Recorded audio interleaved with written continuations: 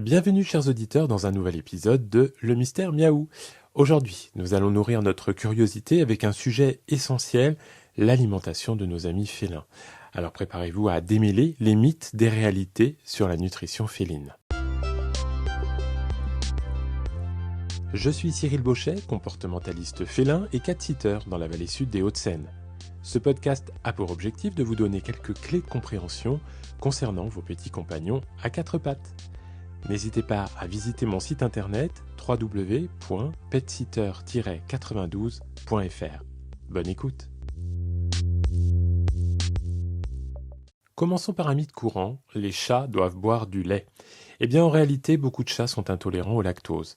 Donc si vous ne voulez pas leur causer de troubles digestifs, il vaut mieux donc éviter le lait, surtout celui de la vache. Préférez donc l'eau, tout simplement.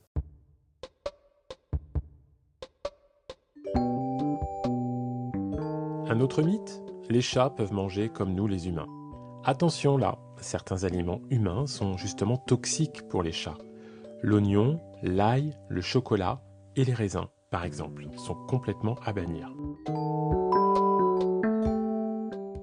Venons-en aux faits. Les chats sont des carnivores stricts. Cela signifie que leur régime doit être riche en protéines animales.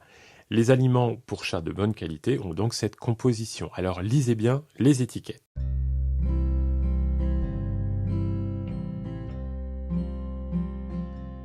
Mais alors que donner à manger à votre chat selon son âge ?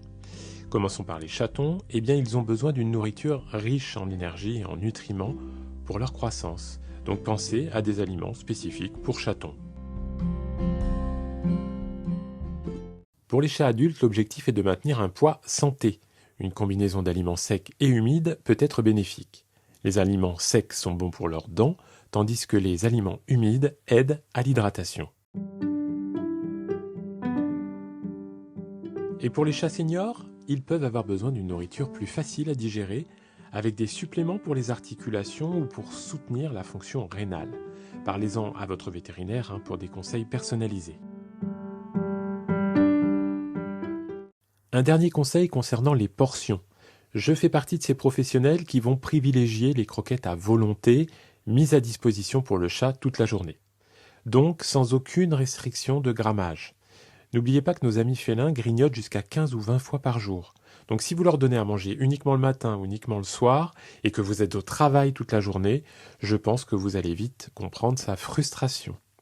Ce conseil est valable pour tous nos amis à quatre pattes, sauf pour les chats qui ont des problèmes de santé ou des problèmes d'obésité, qui pour eux, le vétérinaire vous aura prescrit un régime particulier.